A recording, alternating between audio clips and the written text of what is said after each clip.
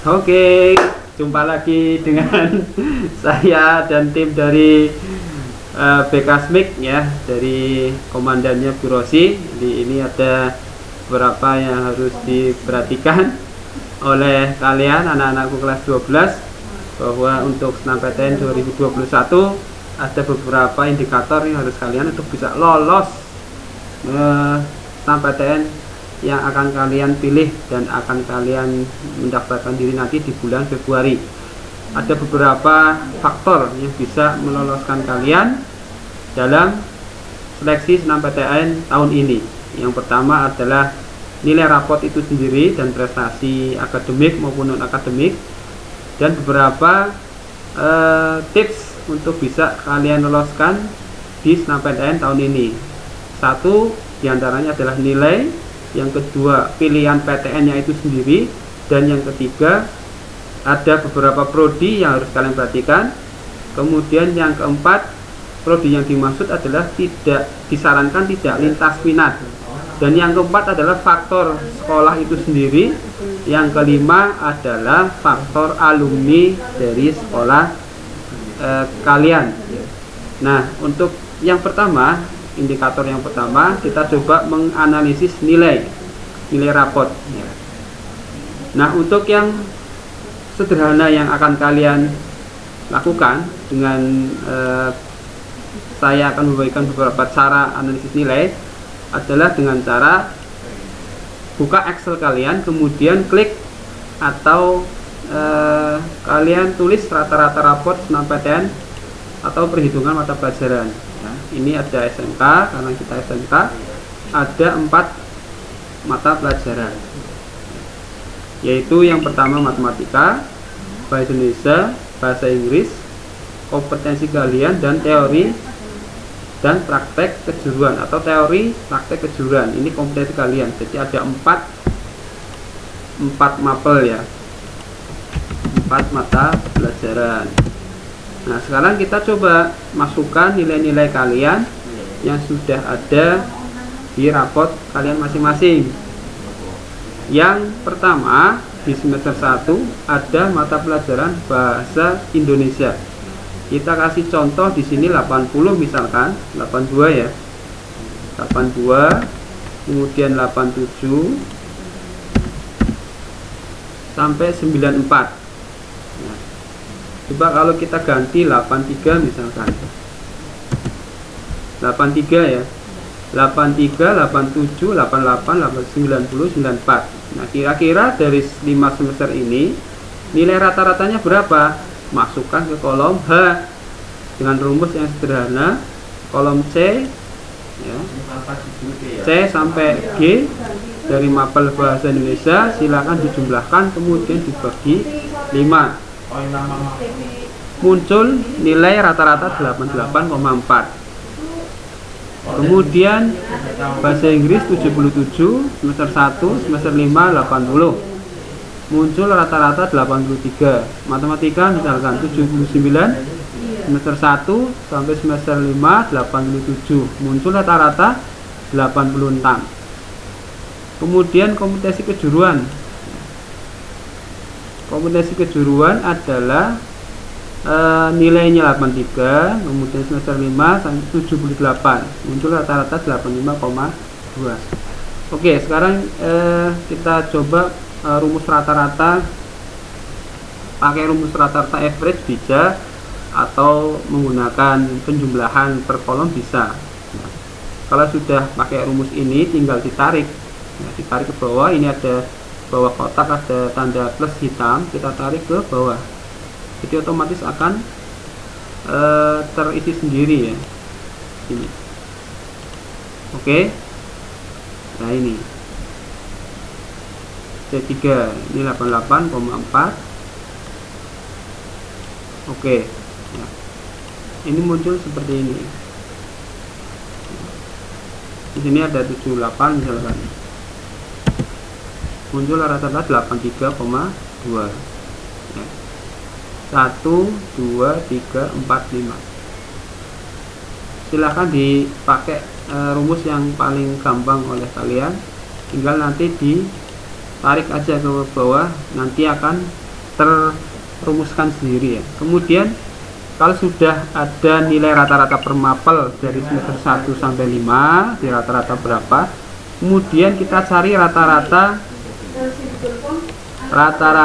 dari seluruh mapel dari 5 semester.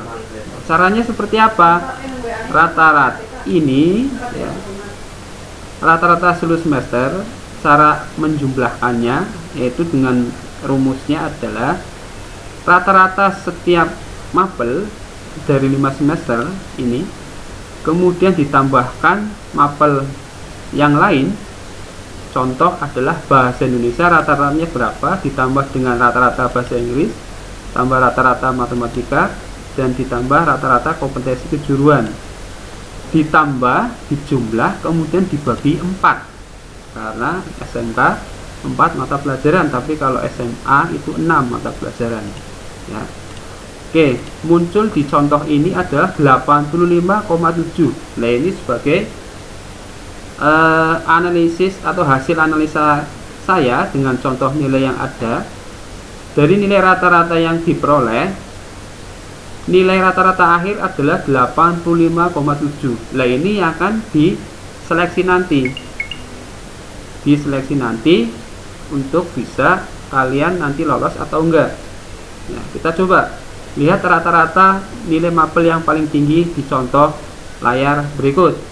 Ada rata-rata nilai bahasa Indonesia adalah 88,4, bahasa Inggris 83,2, matematika 86, kompetensi kejuruan 85,2. Nah, ini nilai bahasa Indonesia paling tinggi nilai rata-ratanya. Kemudian dijumlahkan, didapatkan nilai rata-rata setiap seluruh mata pelajaran dari 5 semester muncul 85,7. Ini rata-rata yang akan diseleksi nanti nah, untuk bisa kalian lolos SNMPTN atau tidak. Yang jelas nilai 80 di bawah 90 itu nilai yang pas-pasan. Artinya bukan berarti mengecilkan semangat kalian, tetapi memang yang dibutuhkan adalah nilai-nilai yang memang siap disaingkan dengan peserta yang lain, karena sistemnya nilai. Ini analisis nilai, ditambah mungkin ada prestasi yang lain ya. 85,7, saya kira kalian harus bisa mendapatkan indikator atau faktor yang lain yang bisa menentukan untuk bisa lolos SNMPTN. Tadi ada 5 ya.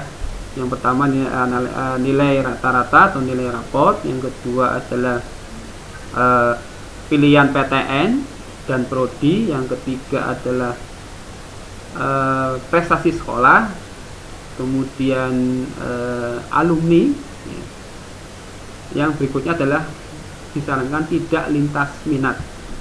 Nah, ini empat yang lain harus kalian capai untuk bisa meloloskan SNMPTN tahun ini.